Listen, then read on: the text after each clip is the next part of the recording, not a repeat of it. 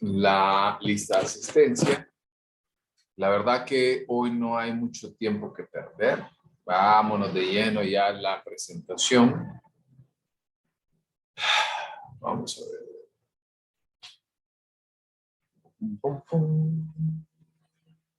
Ok. Nos habíamos quedado por acá hablando de la comparación y de la división entre el sistema nervioso somático y el sistema nervioso autónomo. Mira, para quitarme por acá la cámara para no interrumpir. Y habíamos hablado, ¿verdad? Que uno también podemos comprender y recordar que existe también dentro de la misma división autónoma, encontramos la división simpática y parasimpática, que la vamos a ver en esta semana con mucho mayor detalle con respecto al proceso fisiológico que lleva de activación. ¿Ok? Entonces, para recordar un poquito, recordemos que en cuanto al sistema nervioso simpático y autónomo, en caso de las eferencias somáticas que son llevadas a cabo por medio de neuronas motoras, la función de la eferente del sistema nervioso autónomo se divide en división simpática y parasimpática. La mayoría de los órganos, aquí vamos desde la vista, audición, piel, sistema digestivo, sistema cardiovascular, todos reciben una inervación dual. Eso quiere decir que hay inhibición y excitación. Y en algunos de estos órganos, esos mismos impulsos nerviosos van a estimular ese órgano. Ya vamos a ver las vías que tiene de excitación o de inhibición. El cuadro 15.1 nos lleva a poder encontrar que dentro del desarrollo de los dos sistemas, tanto el somático como el autónomo, hay diferencias importantes. En cuanto a las diferencias, habíamos hablado que el sistema nervioso somático se hace cargo principalmente de aquellas acciones voluntarias y el sistema nervioso autónomo se hace cargo principalmente de aquellos componentes involuntarios. En las eferencias, el sistema nervioso somático no entra en juego estructuras cerebrales como los núcleos basales, el cerebelo, el tronco del encéfalo y la médula espinal. Y en el caso del sistema nervioso autónomo, principalmente el hipotálamo es una de las estructuras más importantes que van a estar a cargo de los procesos involuntarios e inconscientes. El sistema límbico, las emociones, la percepción del riesgo, porque por ahí vamos a ver la respuesta de huida o lucha, y la médula espinal, así como el tronco del encéfalo.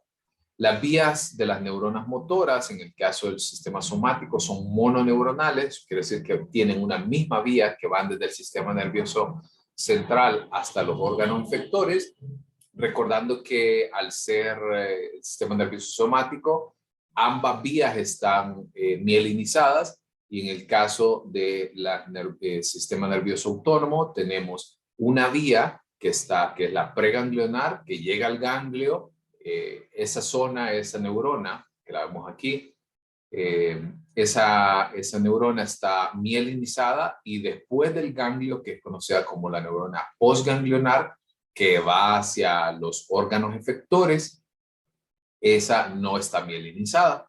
Por eso entendemos que los procesos del sistema nervioso autónomo son más lentos que el somático.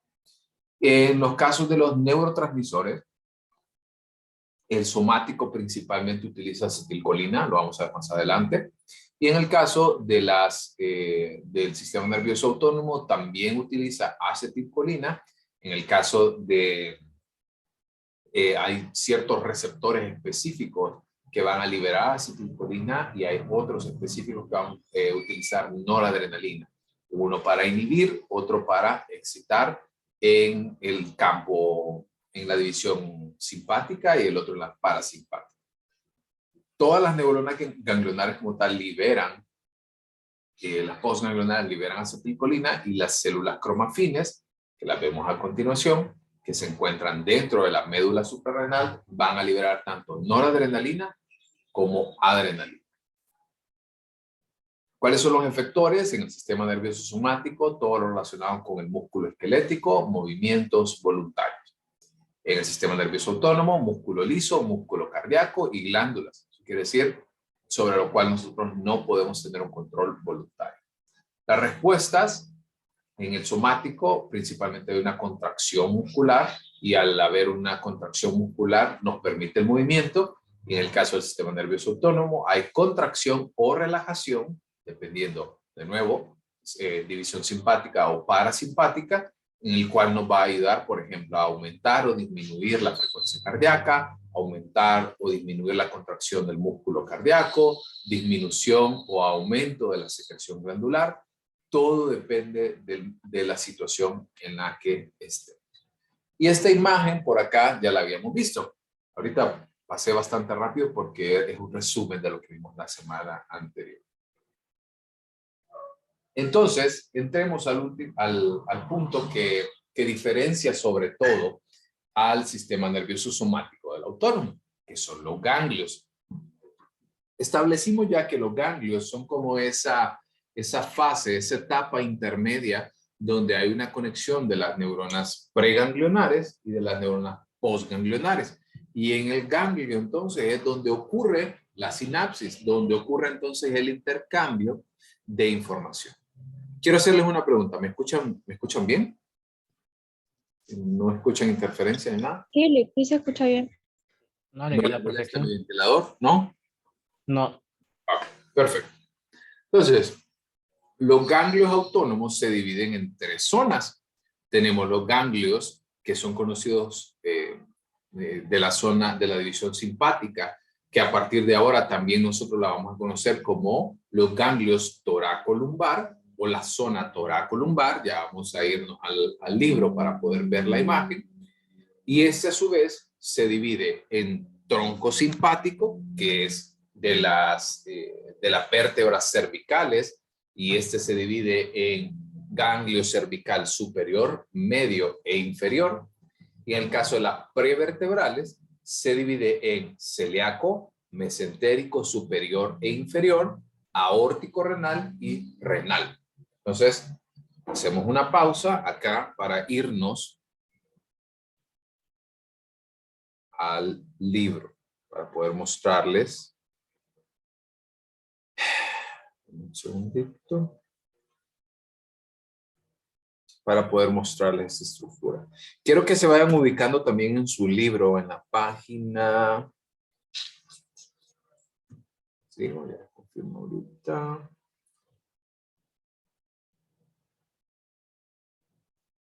Segundito.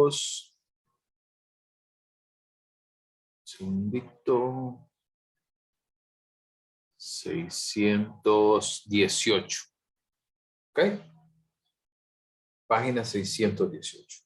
Y la verdad que no se los coloqué la imagen como tal en la presentación porque es una imagen sumamente grande y se iba a ver muy distorsionado y prefiero que nosotros lo vayamos viendo paso a paso.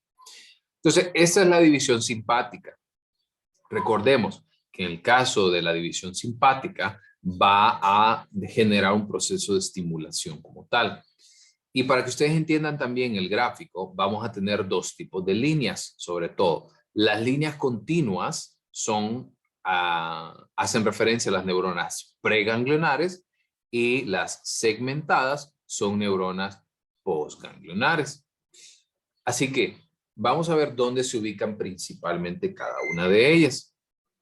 Hay una vía importante que debemos de entender, que en el caso de esta zona que vemos por acá, esta es la médula espinal, e inmediatamente al lado de la médula espinal nosotros vamos a encontrar los ganglios.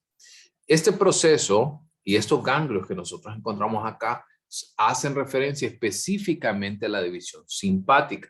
Y el nombre que reciben de la división toracolumbar es porque principalmente vamos a encontrar la mayor parte de inervación de estas estructuras en la parte torácica, o sea, en la caja torácica, y en la parte lumbar. Vamos a encontrar también, voy a bajar un poquito, ¿sí? Si ustedes ven, la mayoría de las, las estructuras se alojan entre la T1 y la L6, ¿sí? L5, perdón. por acá, borro aquí. ¿Sí? Y en cada una de ellas vamos a ver que sale entonces la comunicación. Eso es lo que les quiero decir. Esta comunicación de la neurona preganglionar, entonces, va a ubicarse, se va a unir en el caso del ganglio mesentérico inferior que acabamos de ver. Recordemos regreso a la diapositiva. Tenemos dos tipos de ganglios. En el caso del área simpática, tenemos a los del tronco simpático, que son los que se ubican en la cervical superior, media e inferior, y los prevertebrales, que son el celíaco, mesentérico superior e inferior, aórtico renal y renal. Entonces pasemos por acá. Entonces, en el ganglio cervical superior, medio e inferior, como lo pueden observar acá, ¿sí? Entonces, estas estructuras nos van a ayudar sobre todo a poder inervar las estructuras del corazón y a poder inervar también, voy a separar un poquito, las estructuras del cráneo que se alojan principalmente en el cráneo. De nuevo, las líneas continuas hacen referencia a las neuronas preganglionares y las líneas dentadas hacen referencia a las neuronas postganglionares. En el caso de toda esta situación, nos va a llevar entonces, en el caso del ganglio cervical superior, a inervar todo lo relacionado con el ojo, glándula pineal, lagrimal, membrana mucosa nasal, la glándula parótida, glándulas sublinguales, submandibulares. Eso quiere decir todo lo relacionado con los movimientos principalmente de nuestro cerebro.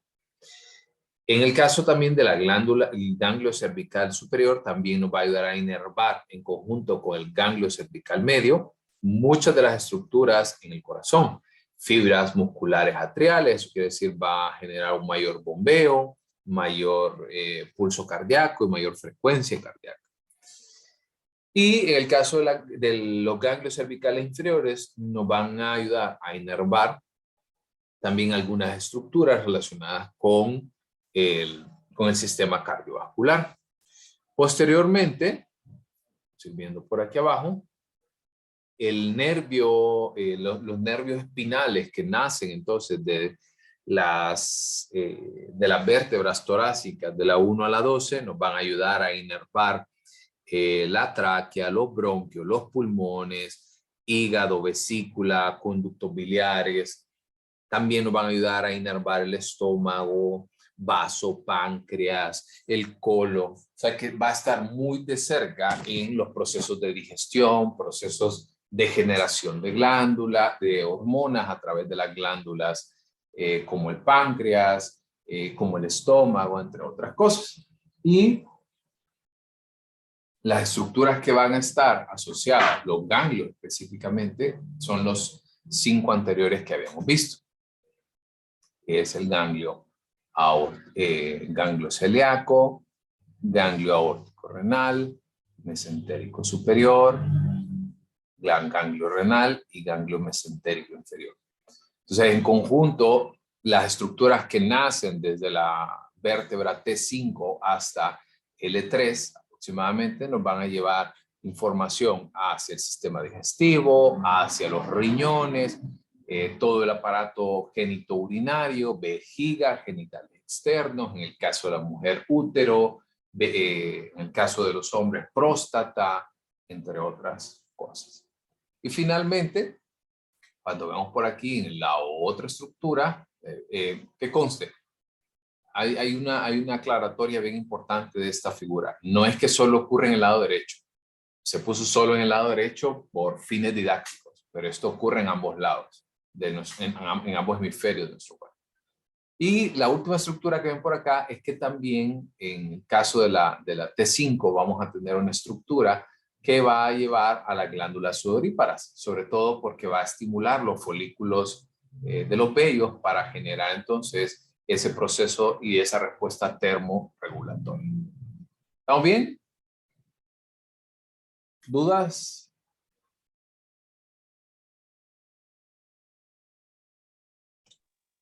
De momento no, Ale. sigan entendiendo. Ok. Pasemos entonces a la siguiente división, que es la división parasimpática, o que va a ser conocida también como la zona cráneo-sacra. Esta se va a dividir en 4 ganglios importantes: en el ganglio ciliar, en el ganglio pterigopalatino, submandibular y óptico. Vamos de nuevo para acá. En el caso entonces, ¿por qué cráneo-sacra? Porque vamos a tener sobre todo información que nace de algunos de los nervios craneales, como pueden ustedes observar por acá, en el nervio craneal 3, 7, 9 y 10, es decir, en el vago, también en el sublingual, dos nervios craneales más que en este momento se me escapan. Creo que es maxilofacial el otro y bueno, lo pueden corroborar con la información de los temas anteriores. Y eso entonces a su vez nacen de algunos nervios craneales, de ahí viene cráneo sacra, y vámonos hasta la parte baja, hasta la zona sacra, a las vértebras específicamente S2 a la S5, que si ustedes ven van a inervar los mismos efectores, exactamente lo mismo: ojo, glándulas lagrimales, glándulas sublinguales, corazón, sistema cardiorrespiratorio, sistema digestivo, sistema genitourinario.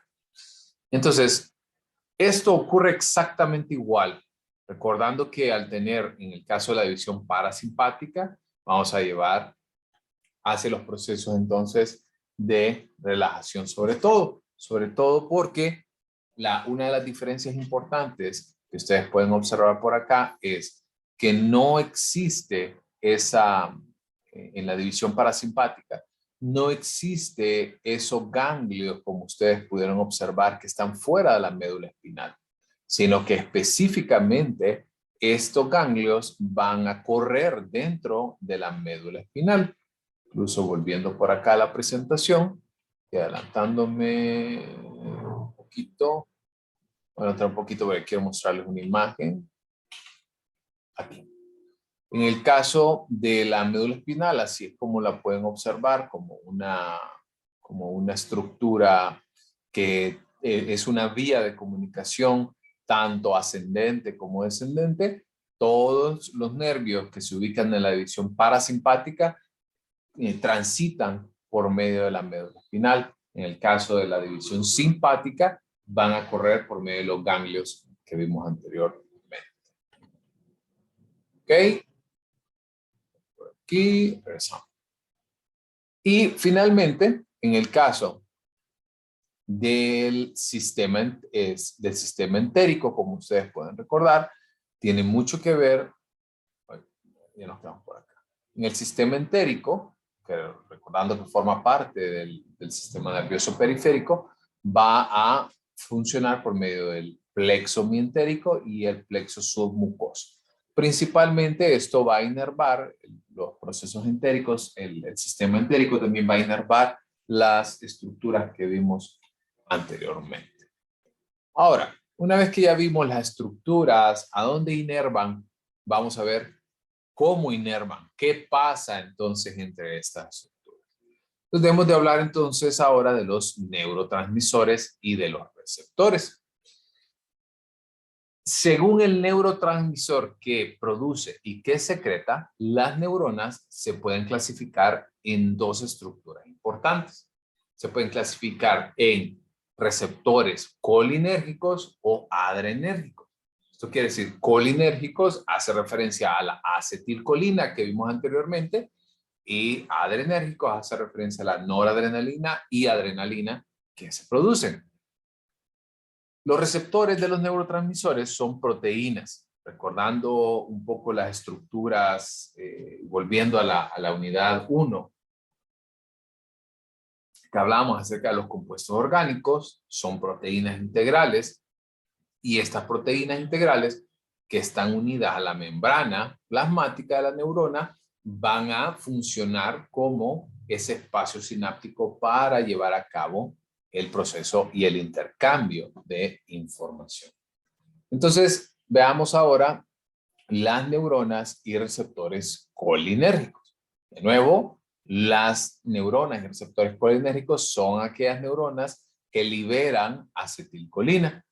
Y en el sistema nervioso, las neuronas colinérgicas incluyen 3 puntos importantes. Todas las neuronas preganglionares simpáticas y parasimpáticas. 2, las neuronas simpáticas postganglionares que inervan las glándulas sudoríparas. Y 3, todas las neuronas parasimpáticas postganglionares. Recordemos, aquí creo que caería bien hacer esta distinción, porque es como un cuadrante, por así decirlo. Voy a hacer mejor, para que ustedes lo puedan ubicar más fácil. Cuadrante por acá y por... para que sea un poco más gráfico. Recuerden que tenemos acá. Tenemos entonces división simpática y parasimpática, y tenemos a su vez preganglionares, neuronas preganglionares y neuronas postganglionares. Eso quiere decir que en el caso de las neuronas y receptores colinérgicos, habla de todas las neuronas preganglionares simpáticas y parasimpáticas. O sea, hace referencia a estos dos componentes. Las neuronas simpáticas, sobre todo postganglionares, que inervan, ¿sí?, las glándulas sudoríparas, y todas las neuronas parasimpáticas postganglionares. O sea, esta estructura, y a la X chiquitita, un poquito de las postganglionares simpáticas, pero que van solamente a las glándulas sudoríparas. En teoría, todas las neuronas que forman parte del sistema nervioso autónomo son capaces de poder secretar acetilcolina. Incluso vamos a ver más adelante que estas estructuras van a estar asociadas también con la producción de 2 receptores importantes, que son conocidos como los receptores musarínicos y nicotínicos, que están en la siguiente presentación. Eso quiere decir que la acetilcolina se almacena principalmente en vesículas sinápticas y es producida a través de la exocitosis. Eso quiere decir, cuando se genera un proceso de excitación, recordemos que la excitación en este contexto habla de el cambio de polarización, va a secretar entonces las distintas vesículas sinápticas acetilcolina.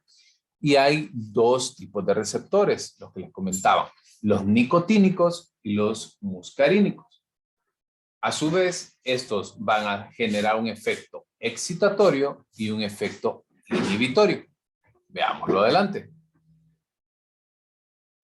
En el caso, de los receptores nicotínicos, porque literalmente habla de nicotina, recordemos que la nicotina es una sustancia que se encuentra principalmente en el tabaco, y que en leves niveles puede generar algún tipo de estimulación, pero cuando ya es presentado de manera constante, más bien puede tener efectos dañinos. La activación entonces de los receptores nicotínicos por medio de la acetilcolina despolariza. Eso quiere decir que excita la célula postsináptica, que puede ser una neurona postganglionar, un efector autónomo o una fibra muscular esquelética. O sea, esta estructura puede funcionar tanto para enviar ese mensaje en una neurona postganglionar, llegar a un órgano efector autónomo, como los que vimos, corazón, pulmones, piel, o una fibra muscular esquelética. La activación, por otra parte, de los receptores muscarínicos hacen referencia a que la acetilcolina a veces causa despolarización, o sea, excitación, y otras veces genera hiperpolarización, que se genera entonces la inhibición, según la célula específica que contenga el receptor muscarínico. Por ejemplo, la unión de acetilcolina al receptor muscarínico inhibe, o sea, relaja el músculo liso de los esfínteres del tubo digestivo, lo que hace entonces que nosotros, pues, obviamente defequemos, porque esto depende entonces de la hiperpolarización, o sea, de la inhibición, de la relajación del músculo liso de los esfínteres del tubo digestivo. ¿Se entiende? ¿Se entiende hasta acá? Cuando hablamos de los receptores nicotínicos, receptores muscarínicos, unos van a polarizar, otros van a despolarizar.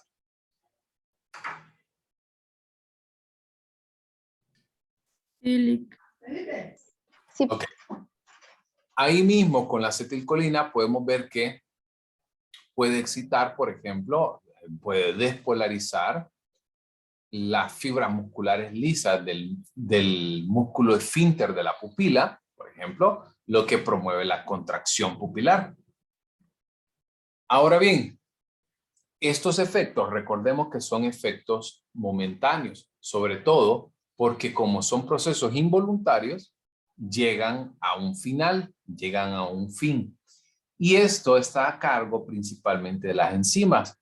Recordando de nuevo, volviendo a la unidad 1 que hablábamos de las enzimas, hacíamos referencia que las enzimas son componentes importantes que nos ayudan a llevar a cabo ciertos procesos a nivel de desarrollo de nuestro cuerpo. Y esto, esa recaptación de la acetilcolina está a cargo de la enzima acetilcolinesterasa, conocido como ACHE.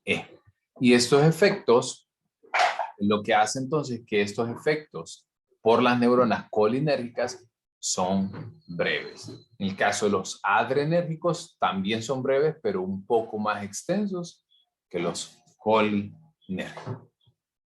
¿Ok? Este es volviendo a uno de los ejemplos que nosotros veíamos anteriormente. Podríamos tener, recordando esta imagen, neurona postganglionar, bueno, aquí es neurona preganglionar, perdón.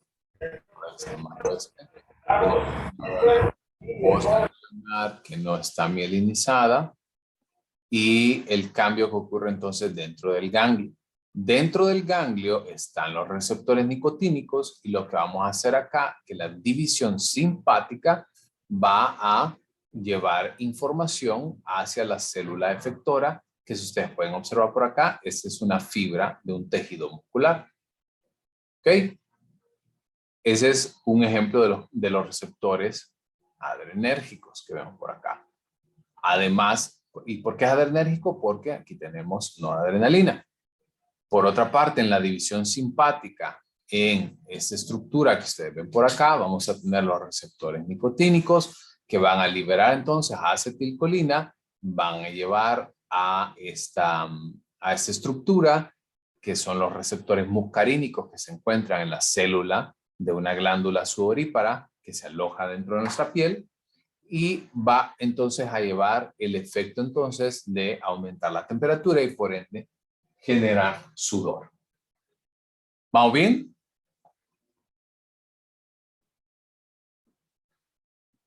¿Dudas? No, Lick, todo bien hasta ahorita. Ok. Pasemos entonces ahora a al resumen de estos receptores colinérgicos. Entonces, dos puntos importantes. Los receptores colinérgicos son aquellos que van a trabajar principalmente con el neurotransmisor de acetilcolina. Se dividen en dos, el nicotínico y el muscarínico. El nicotínico se ubica principalmente en la membrana plasmática de las neuronas simpáticas y parasimpáticas postganglionares. Quiere decir, en las estructuras, en las estructuras que reciben entonces en la neurona postganglionar. Generalmente ocurren también dentro del ganglio. A su vez también van a ubicarse también en las células cromafines de la médula suprarrenal, recordando esta imagen, ¿sí? Aquí teníamos dentro de esa estructura y a lo interno de la célula cromafin, ahí vamos a encontrar entonces también, vamos a encontrar también receptores nicotínicos y también dentro del sarcolema de ciertas fibras musculares. En el caso del efecto que genera el nicotínico, va a llevar un proceso de excitación. Eso quiere decir, pasa un impulso en las neuronas postganglionares y esto va a secretar en un último momento, como ustedes pueden observar por acá, ¿sí? Va a secretar entonces noradrenalina y adrenalina para poder entonces activar el efector, el órgano efector. Por otra parte, en el caso de los receptores muscarínicos, se encuentran principalmente en las neuronas postganglionares, eso quiere decir por acá, aquí, ¿sí? En las neuronas postganglionares, aquí en el ejemplo es una glándula sudorípara, que también va a estar inervada por neuronas simpáticas, colinérgicas postganglionares, y también se ubican principalmente en los vasos sanguíneos del músculo esquelético. Aquí lleva el sistema opuesto o el efecto opuesto. En lugar de excitar, va a inhibir, va a relajar y por ende se genera la vasodilatación.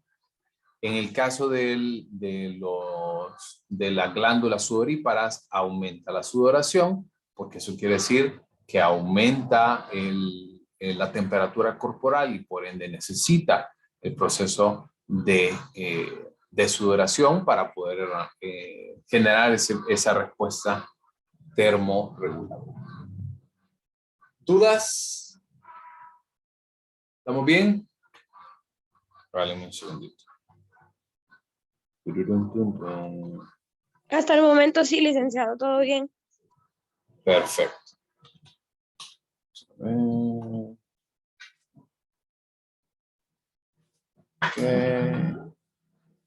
Ok. Son las 9:43. Nada más voy a darles la introducción al siguiente punto, que son las neuronas y los receptores adrenérgicos. En el caso, ya vimos ahorita, de los colinérgicos que utilizan acetilcolina como neurotransmisor principal. Los adrenérgicos, por otra parte, van a utilizar principalmente noradrenalina y adrenalina, dependiendo de qué efecto tiene. Los receptores como tal son 5 receptores en lugar de tener 2, como vimos anteriormente, los nicotínicos y muscarínicos. Aquí tenemos 2 también que se dividen a su vez en el alfa y beta. Alfa como alfa 1 y alfa 2 y beta 1, beta 2 y beta 3. Vamos a ver que en el caso del receptor beta 3 es muy interesante esta información porque estoy seguro que les va a cambiar su percepción acerca de la grasa, porque normalmente vemos a la grasa como un enemigo en nuestras comidas, como vemos a la grasa como una sustancia no deseada, pero vamos a ver que hay diferentes tipos de grasa. Hay una grasa que es conocida como la grasa blanca, grasa café y grasa parda, que eso es algo muy interesante, que a mí en lo particular me ayudó a cambiar mucho mi percepción. Y de nuevo vamos a tener también los mismos efectos, efectos excitatorios y efectos inhibitorios. En el caso de las neuronas simpáticas postganglionares, pueden liberar noradrenalina como neurotransmisor. O las células cromafines de la médula suprarrenal pueden liberarla como hormona hacia la sangre, mientras que la adrenalina solo se libera como hormona. ¿Y por qué es esto importante? Porque en el caso de la noradrenalina, por acá, voy a adelantar un poquito, en el caso de la noradrenalina nos lleva sobre todo a un proceso de activación, de excitación, y la adrenalina como tal nos lleva más bien al proceso opuesto. Por ende, activarnos es muy fácil, pero calmarnos es más difícil. Por ejemplo, piensen de nuevo en la respuesta de lucha o huida. Es muy fácil poder responder, correr y protegernos, pero es muy difícil posteriormente llevar o descansar después de un proceso de este tipo. Por eso es que la adrenalina, como es liberada solo como hormona al torrente sanguíneo, debe de buscar los puntos y los receptores adecuados, a diferencia de la noradrenalina, que se encuentra tanto como hormona y como neurotransmisor directamente en los órganos efectores. ¿Sí se entiende esta diferencia?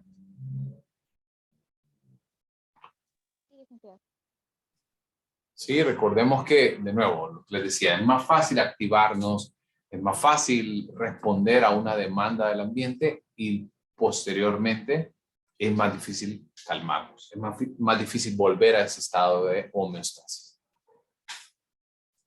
Ahora, las células de la mayoría de los efectores, de nuevo, efectores, órganos efectores, contienen receptores alfa o beta.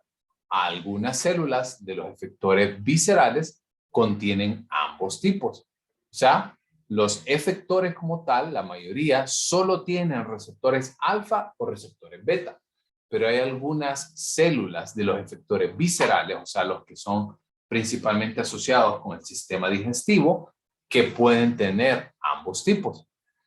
La noradrenalina entonces estimula los receptores alfa con mayor intensidad que a los beta, y la adrenalina es un potente estimulador de ambos receptores. Así como vimos anteriormente, una vez que cesa la producción de acetilcolina, entra en juego una enzima. En el caso de los receptores adrenérgicos también entra en juego una enzima, que es conocida como las enzimas catecol o metiltransferasa. Eso quiere decir la que se va a hacer cargo principalmente de poder recaptar la noradrenalina, y también puede entrar en juego la monoamino oxidasa, que van entonces a llevar a un proceso de inactivación de la noradrenalina. A diferencia de la acetilcolina, que es recaptada por medio de esta enzima mucho más rápido, la noradrenalina persiste en la hendidura sináptica durante más tiempo. Por eso vemos que los efectos generados por las neuronas adrenérgicas duran más que los desencadenados por neuronas colinérgicas. Y, ok, nos vamos a quedar por ahí entonces, para seguir mañana y ver el resumen de cada una de las estructuras, ¿sí? Y cada uno de los receptores adrenérgicos. ¿Se entendió? ¿Estamos bien? ¿Dudas?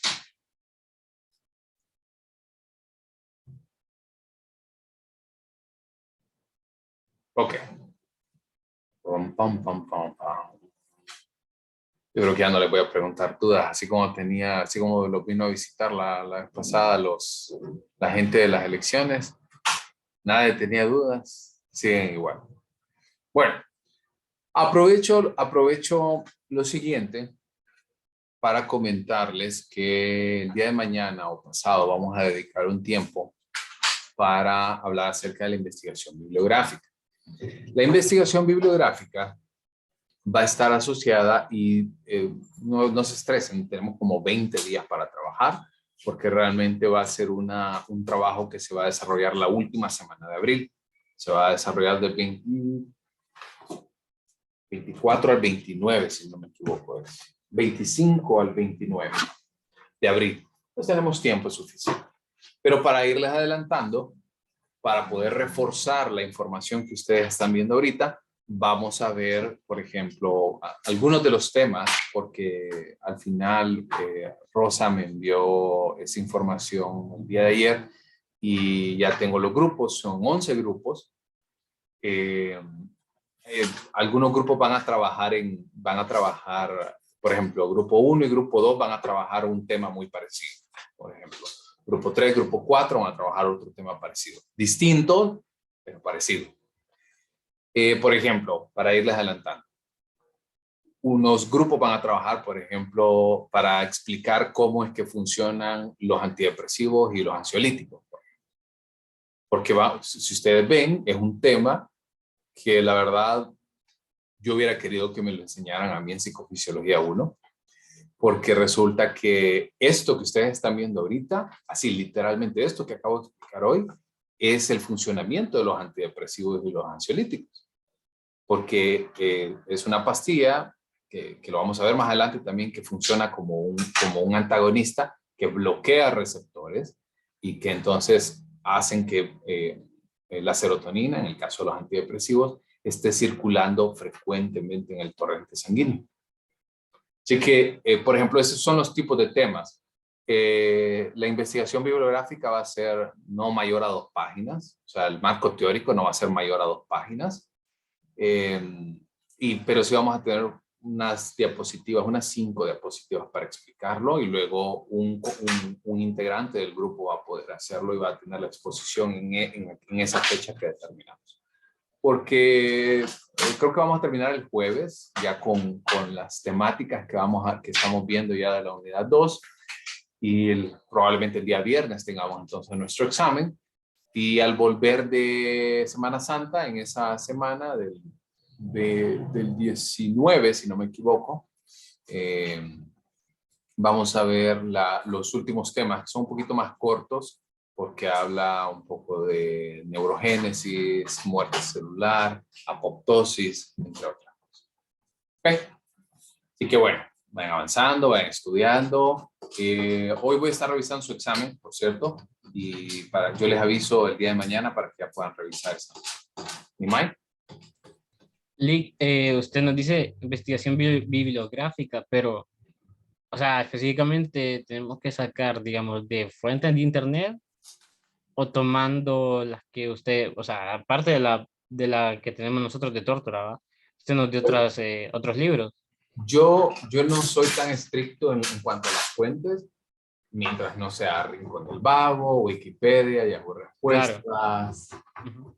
De ahí pueden buscarlo. Yo en lo particular les recomiendo PubMed, Psicoactiva, que son páginas web y que tienen información más fácil, porque son repositorios de revistas que la mayoría son de acceso libre, o sea, son gratuitas, y no es como un libro que van a tener que comprarlo o van a tener que buscarlo un montón, así que pueden encontrar información muy valiosa en estos lugares.